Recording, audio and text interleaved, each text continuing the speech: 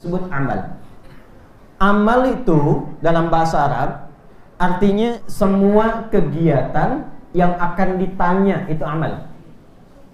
Jadi setiap orang yang berkegiatan, beraktivitas dan amalnya dilaporkan, diperlihatkan dan ditanya perbuatannya, itu amal namanya.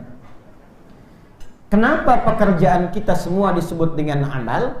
Untuk memberikan pesan bahwa tidak ada satupun aktivitas manusia yang tidak akan dilaporkan kepada Allah saat kembali nanti. Tidak ada satupun kegiatan manusia yang tidak ditanya, dihisab oleh Allah ketika berpulang nanti. Karena itulah ketika disebutkan amal di Quran, maka perhatikan kalimatnya, kecil ataupun besar, baik ataupun buruk. فَمَنْ يَعْمَلْ مِثْقَالَ ذَرَّةٍ khairan yara wa man ya'mal mithqala dzarratin syarran yara. Jadi sekecil apapun perbuatan itu akan ditampakkan dan dipertanggungjawabkan. Usahakan ketika nanti ditampakkan semua mesti jadi baik. Sebab malu, Pak, Bu. Kalau ada perbuatan yang tidak baik sekarang ditutup, mungkin yang tahu kita saja. Tapi saat dibuka, bukan hanya sepadang, sedunia tampak. Oh, Adi Hidayat tuh terlihatnya seperti orang baik, rupanya begini ya. Oh, tidak nyangka ya, rupanya ada keburukan seperti ini. Itu kalau tidak diselesaikan saat di dunia, semua penduduk langit dan bumi akan menyaksikan kebaikan dan keburukan amal seorang hamba itu. Karena itulah semua kegiatan kita mesti diusahakan baik.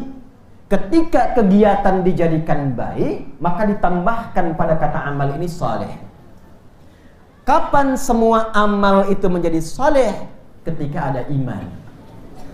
Ini plus iman. Karena itu di dalam Al-Quran kata-kata iman seringkali disandingkan dengan amal saleh. Wal 'asr tadi, innal insana lafi khusr illal ladzina amanu, iman wa amilus salihat, wa basyiril ladzina amanu wa amilus salihat anna lahum jannatin tajri min tahtihal anhar. Jadi ada amal saja, ada amal saleh. Kalau ada seseorang misalnya, maaf, ada yang berbuat baik, sering bantu, bangun jalan, bangun madrasah, ya, bantu orang kesulitan, tapi tidak diniatkan dengan imannya, tidak dibimbing oleh imannya, tidak diniatkan karena Allah, maka perbuatannya hanya menjadi amal saja tanpa kalimat saleh. Saleh itu hanya akan muncul ketika ada iman. Sayyidah Aisyah radhiyallahu taala anha pernah bertanya pada Rasulullah, "Ya Rasulullah, si fulan orang baik. Dia suka bantu orang susah, bantu perbaiki jalan, bantu berdonasi. Cuma dia belum beriman, bagaimana status amalnya?" Maka turunlah Quran surah ke-25 Al-Furqan di ayat ke-23. Secara cepat langsung turun wahyu. Wa qadimna ila ma 'amilu min 'amalin. Solehnya tidak ada, karena tak ada iman. Wa qadimna ila ma 'amilu min 'amalin faj'alnahu haba'an manthura. Kata Allah, dengan keadilanku. Jadi Allah itu adil, maha adil. Dengan keadilanku, kalau ada orang yang belum beriman, saya katakan mohon maaf belum beriman karena berharap dia beriman. Kalau ada orang belum beriman, lalu dia berbuat baik untuk dunianya, maka aku akan langsung balas balasan dunia.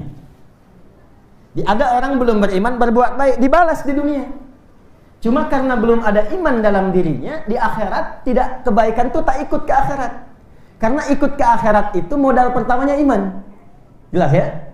Nah, iman itu yang menjadikan amal disukai oleh Allah. Ketika amal disukai oleh Allah, maka muncul kalimat soleh sebagai tambahan. Amal soleh.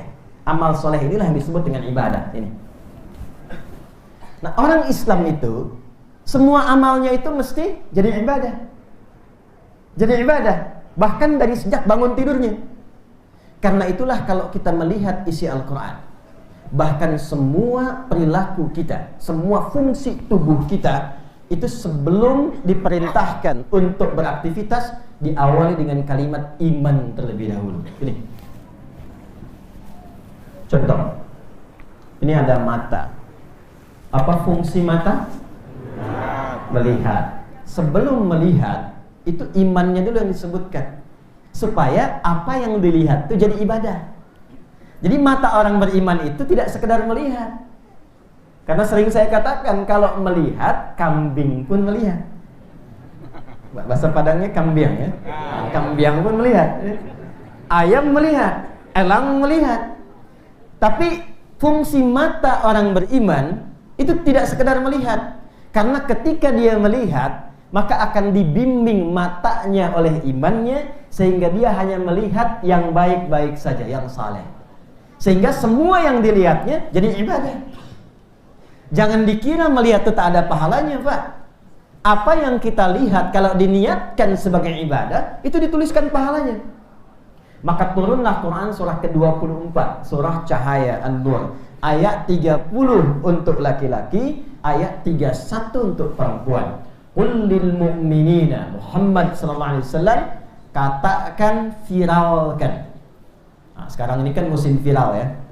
Jadi saya pilih terjemahan yang sesuai dengan masanya, viralkan. Kalau sudah viral kan like, share, and comment ya. Tapi kalau ayat sudah jelas, tak usah dikomen lagi, langsung amalkan, subscribe aja langsung ya. Kullil mu'minina, katakan pada semua pria-pria yang mengatakan dirinya telah beriman, yaghuddu min absarihim, matanya itu akan dibimbing oleh imannya, sehingga apa yang ia lihat itu hanya yang baik saja. Nah, jadi kalau kita mengatakan kita beriman, itu akan ada getaran dalam hati kita membimbing mata untuk melihat.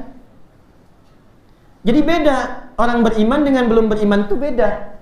Jadi ada konfirmasi dalam hatinya, ada getaran. Cek sebentar, saya tanya ya. Sebentar. Kita beriman tidak? Kenapa pelan? Beriman tidak? Yakin? Yakin. Ayo kita cek sebentar. Kita cek ya. Cara mengecek iman tuh rumusnya ada di Quran surah ke-8 ayat kedua. Ya, rumusnya ini. Nah, kita insya Allah subuh ini sama Quran dan hadis saja ya. Quran surah 8 Al-Anfal ayat 2. Pelan-pelan.